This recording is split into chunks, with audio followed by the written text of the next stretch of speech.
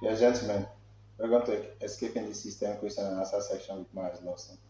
All right. So today we have a more interesting topic.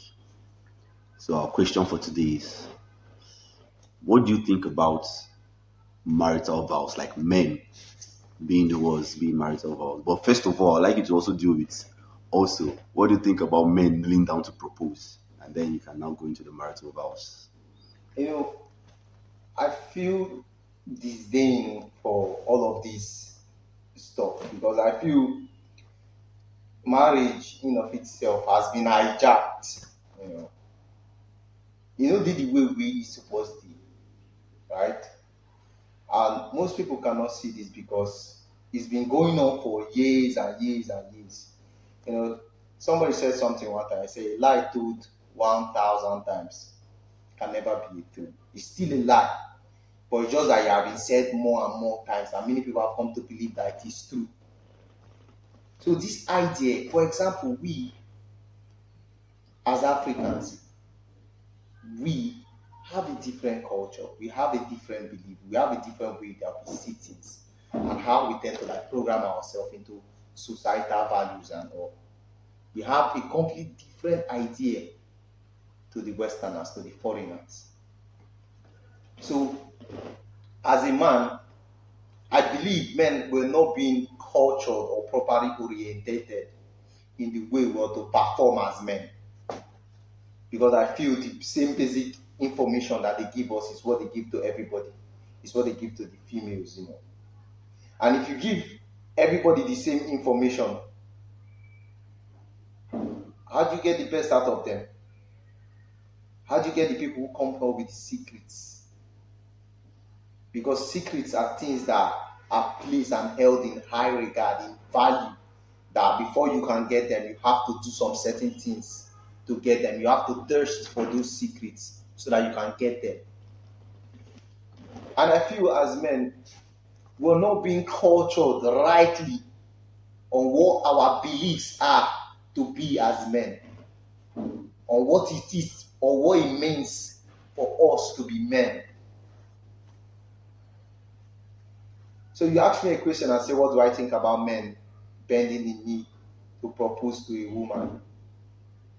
I think that's not you being a man anymore. Because why should you?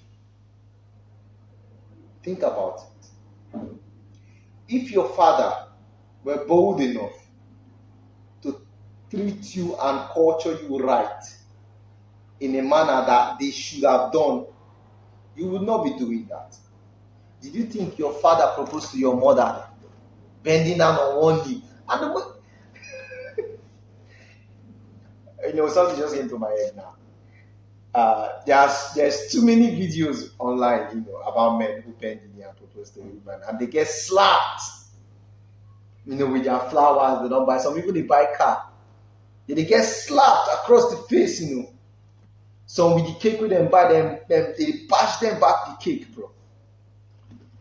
So you look at all of this stuff and you think to yourself, where's our society going as men? I mean, before they treated us as kings. So why are we now worshiping women as some deity? Why are we doing that? I'll tell you why. It's because of the system. It's because of a mental programming that we've received over the years that were to do these things, that it is ideal to do these things. Meanwhile, it's a big fat lie staring you in the face, but you don't know. You think that's just the way we want to do things. Why would you surrender your sovereignty, surrender your power, relinquish your authority to the female by bending a knee, by going down on one leg and asking her to come spend the rest of her life with you like she owes you a fucking favor?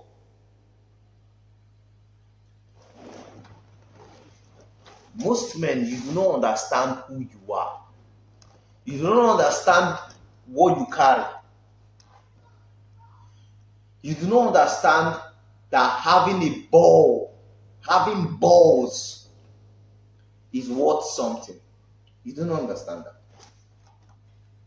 And this is why you have destroyed society. Men have destroyed society because men have allowed society collapse in their hand. Why? By not being perspicacious enough, by not seeing ahead, by not having the wisdom to detect and discern things. Men have let society fall to the ground. But this has happened, and we've seen the collapse of it. We've seen the dystopia it has created.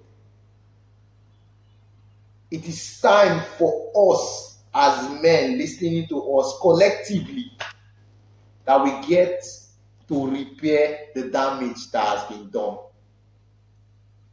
Because good times will create weak men, and weak men will create hard times, and the hard times which we are in will create strong men.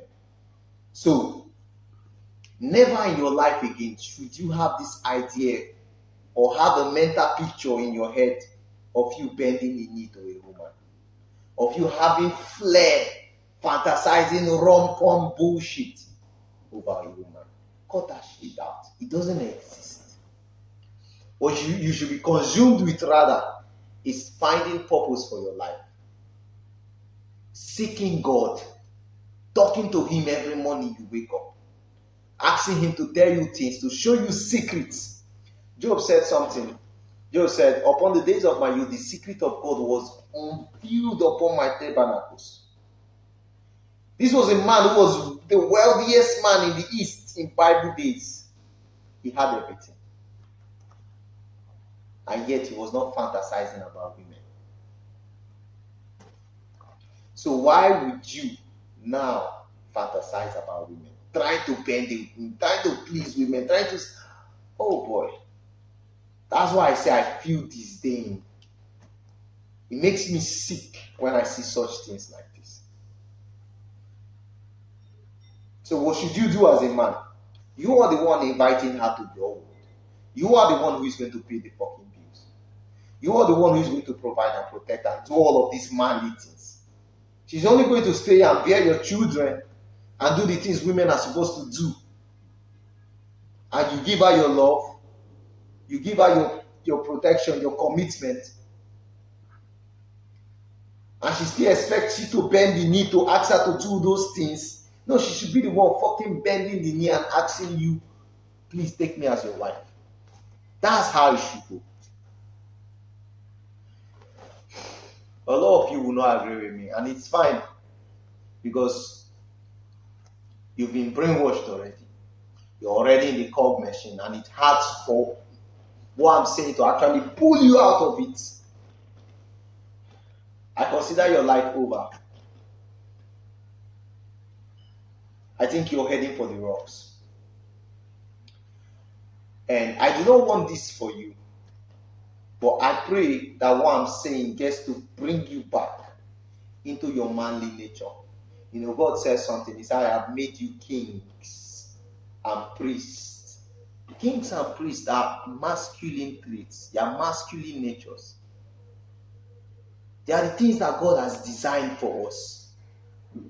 They are the things that are supposed to be for us. We're kings, we're priests, to reign in this earth. To reign in this earth. To exercise authority, dominion in this earth. Not to beg for it. Not to plead for it.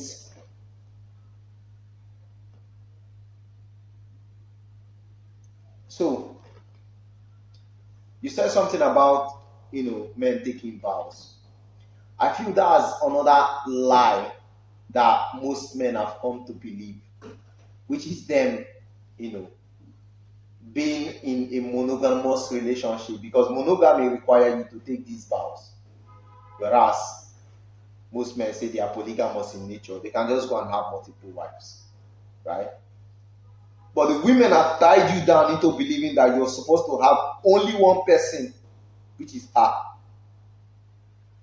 Why would you tie your genetic lineage and your dynasty, your empire, just to one woman?